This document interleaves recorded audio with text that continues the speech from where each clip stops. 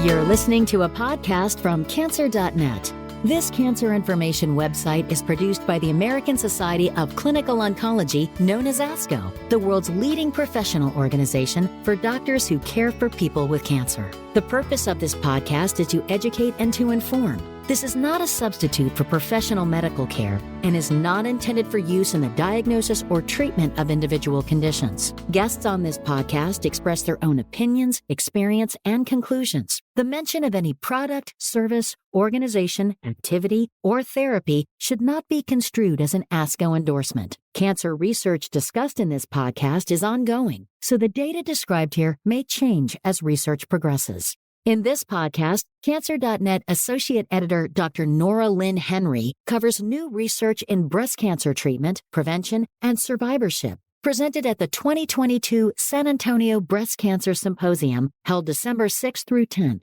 Dr. Henry is a professor and interim chief of the University of Michigan's Division of Hematology Oncology in the Department of Internal Medicine and is the breast oncology disease lead at the Rogel Cancer Center in Ann Arbor, Michigan. View Dr. Henry's disclosures at cancer.net. Hi, I'm Dr. Lynn Henry, a breast cancer oncologist from the University of Michigan Rogel Cancer Center. Welcome to this quick summary of updates from the 2022 San Antonio Breast Cancer Symposium. I have no conflicts of interest for any of the trials that I will talk about today. First, I'm going to give a very brief overview of the types of breast cancer, and then talk about some research that was presented on both metastatic and early-stage breast cancer. As a reminder, there are multiple kinds of breast cancer. Some breast cancers are called hormone receptor positive or estrogen receptor positive and are stimulated to grow by the hormone estrogen. We treat those cancers with anti-estrogen treatments, which block estrogen or lower estrogen levels. We often combine anti-estrogen treatments with other medications to try to make them work even better against the cancer. Other breast cancers are called HER2 positive. These are often more aggressive cancers, but because they have extra copies of HER2, they often respond to treatments that block HER2.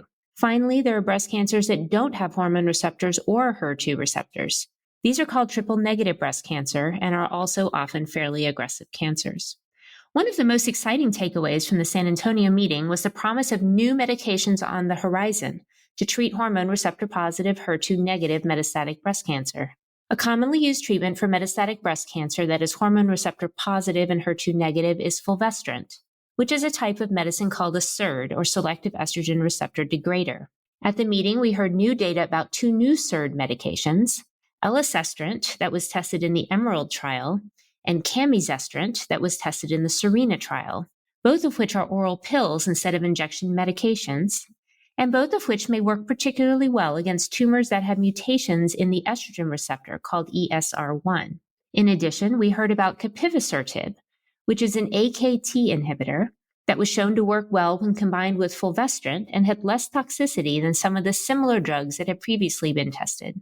For treatment of HER2-positive metastatic breast cancer, there are now a lot of medications that have been FDA approved, so some of the questions that clinical trials are now examining are related to what order we should use the medications in when we are treating patients.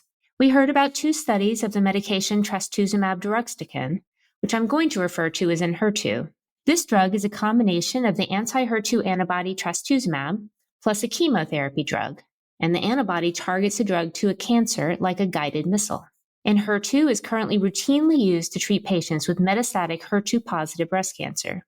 We heard updated data that showed that when Enhertu was compared head-to-head against trastuzumab emtansine, also known as Kadcyla, patients who were treated with Enhertu were able to stay on the medication for a lot longer compared to patients who were treated with Kadcyla.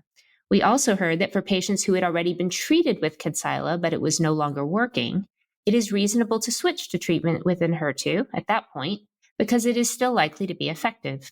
These studies may help oncologists decide what order to use these newer medications when treating patients with HER2-positive breast cancer.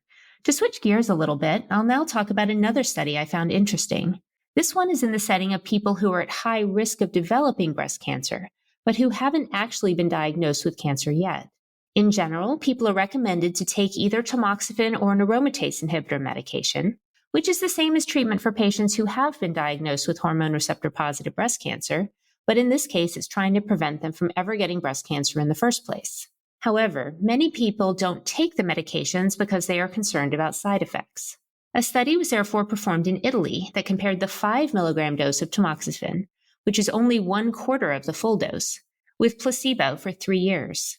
After 7 years of follow-up, this low dose of tamoxifen, which is being referred to as baby tam, was shown to reduce the risk of developing breast cancer by about half, which is similar to the effects seen with the full dose of the medication, plus there were fewer side effects.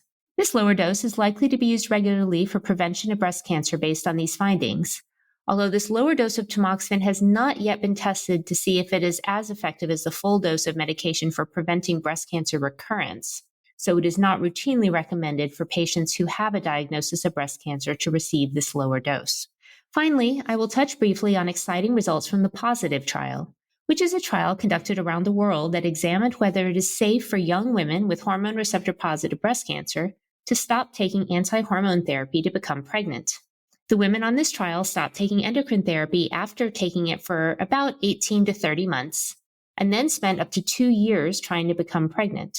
About 3/4 of the patients had at least one pregnancy during that time, and importantly, there was no increased risk of breast cancer recurrence seen in these patients. Once patients were done with their pregnancy, it was recommended that they restart taking endocrine therapy again. There were a lot of other research findings presented that were related to treatment for both early stage and metastatic breast cancer at this meeting. Importantly, we got glimpses of the many new drugs on the horizon for treatment of breast cancer, including the 3 that I mentioned already. And we eagerly await the results of large randomized trials so that the drugs that work can be used to care for patients with breast cancer. But for now, that's it for this quick summary of important research from the 2022 San Antonio Breast Cancer Symposium. Stay tuned to cancer.net for future updates from upcoming breast cancer conferences. Thank you. Thank you, Dr. Henry. You can find more research from recent scientific meetings at www.cancer.net. Cancer.net podcasts feature trusted, timely, and compassionate information for people with cancer, survivors, and their families and loved ones. Subscribe wherever you listen to podcasts for expert information and tips on coping with cancer, recaps of the latest research advances, and thoughtful discussions on cancer care. And check out other ASCO podcasts to hear the latest interviews and insights from thought leaders, innovators, experts, and pioneers in oncology. Cancer.net is supported by Conquer Cancer, the ASCO Foundation, which funds life-saving research for every type of cancer, helping people with cancer everywhere. To help fund Cancer.net and programs like it, donate at conquer.org/donate.